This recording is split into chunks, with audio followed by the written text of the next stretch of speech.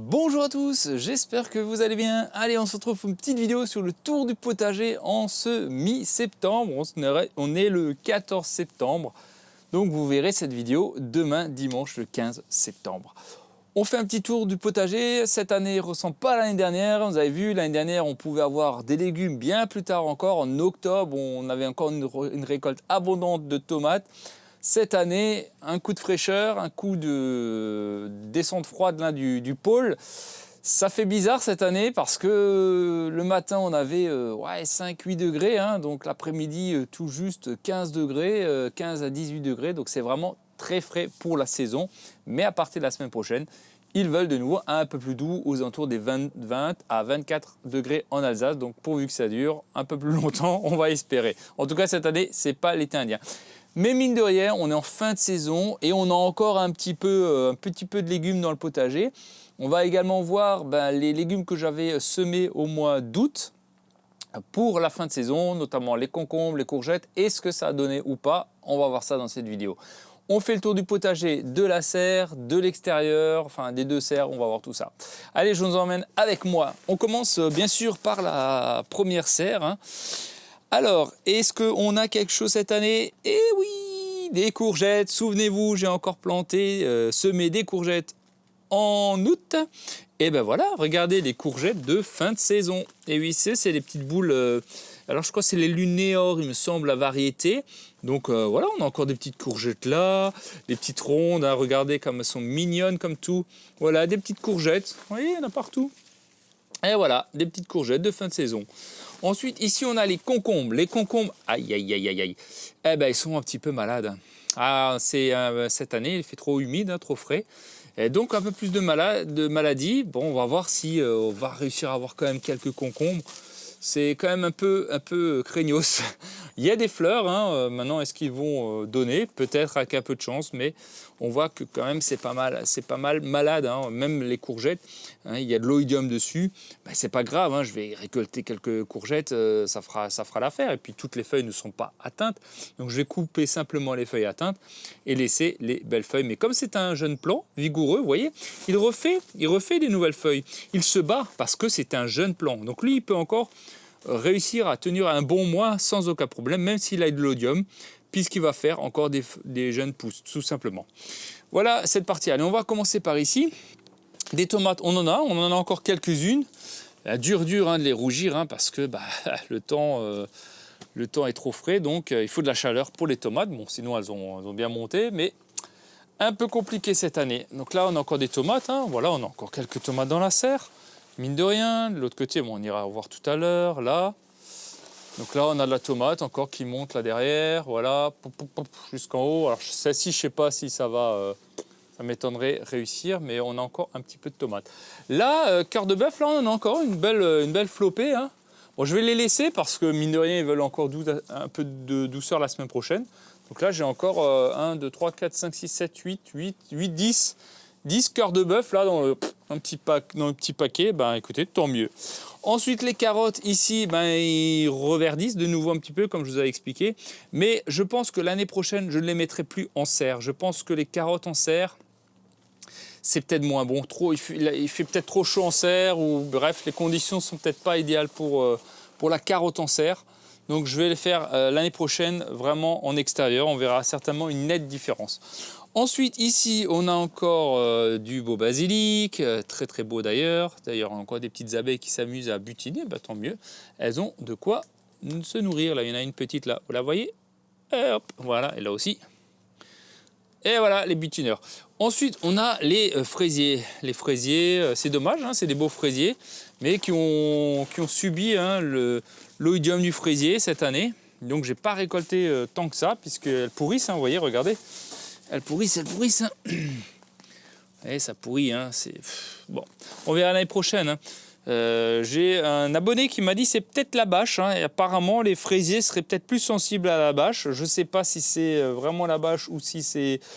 Mais soit je vais les changer de place l'année prochaine et je vais mettre de la paille à la place d'une bâche en serre. Peut-être que c'est mieux. À l'extérieur, j'ai pas de problème avec la bâche.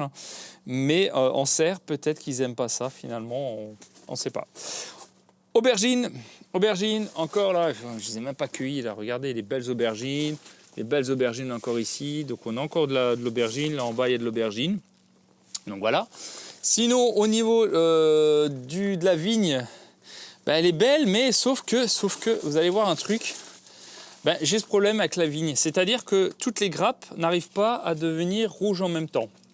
Ce qui fait que certains grains dessèchent, vous voyez, parce qu'ils n'ont pas été récoltés, parce qu'ils sont encore d'autres blanches, enfin vertes, vous voyez.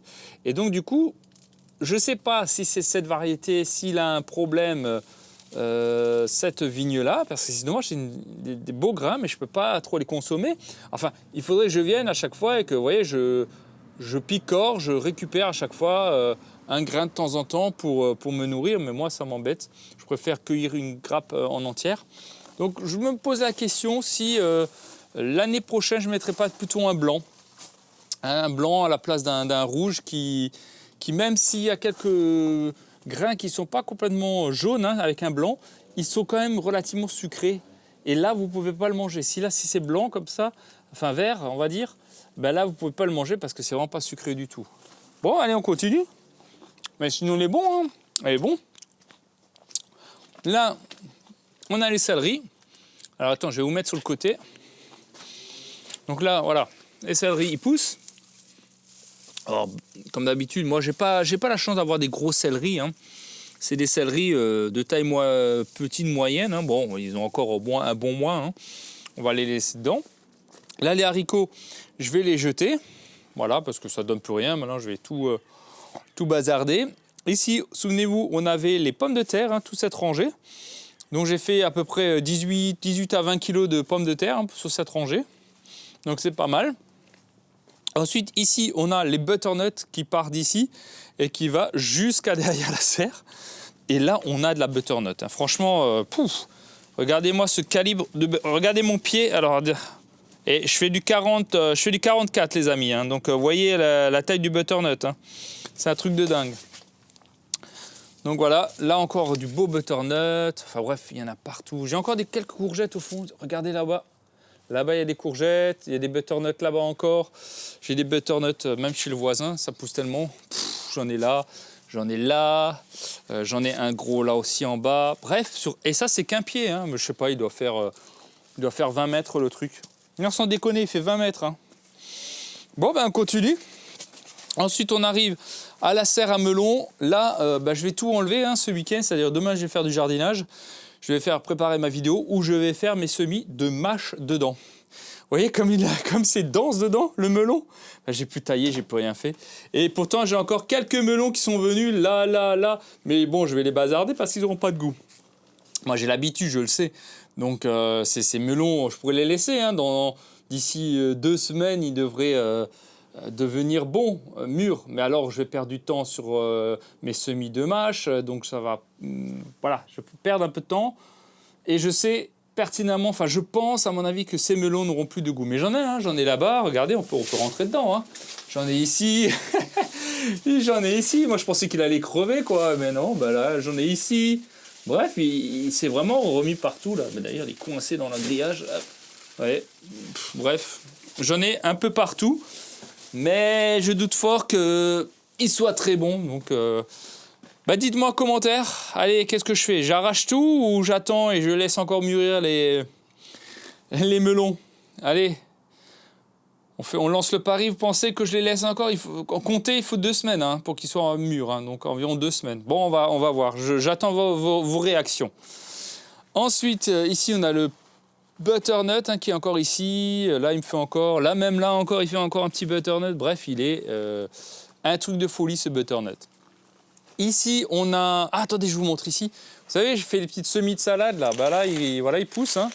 Alors, bizarrement, là, cette année, on a en plaque alvéolée, hein, ça marche mieux. Bah voilà. Ça marche mieux en plaque alvéolée. Bon, ça pousse. Pas terrible, hein, mais... On a eu un coup de frais assez violent et puis ils ont subi un petit orage dessus, les pauvres. Mais bon, c'est pas grave. Là, je voulais juste vous montrer le kiwi. Le kiwi qui est ici. Alors, ça fait maintenant 2-3 ans que je l'ai ici. Bref, je trouve pas ça terrible en fait. Hein. Ça fait des tout petites boules là, regardez. Ouais, j'ai jamais pu vraiment manger parce qu'à un moment ils vont tomber, ils seront même pas très bons. Donc j'hésite à l'enlever et le bazarder, je sais pas.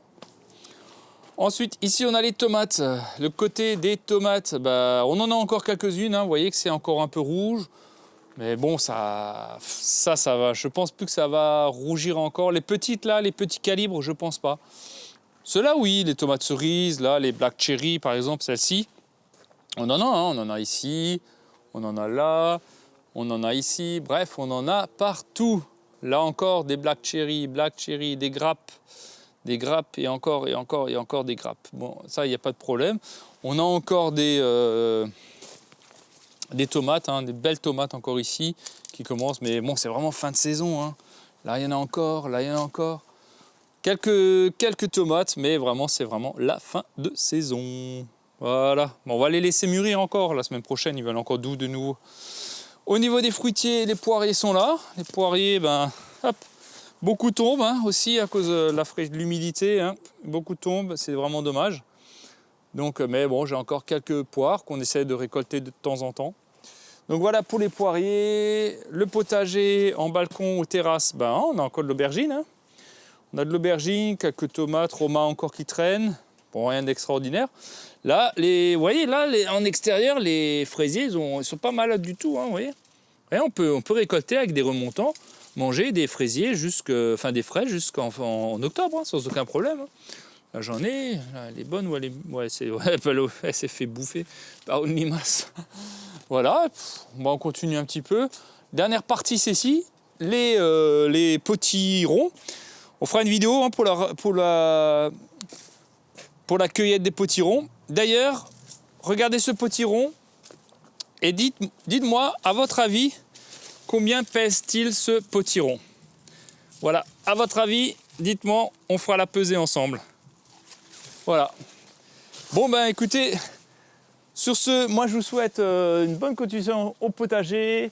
À très bientôt, n'hésitez pas à liker, à vous abonner. Si vous avez des questions en commentaire, dites-moi votre potager actuellement, si ça va encore, si c'est pas trop mal. Prenez soin de vous et dites-moi combien de kilos à votre avis le potiron, parce qu'on va le peser dans la récolte. Allez, à très vite. Ciao, ciao.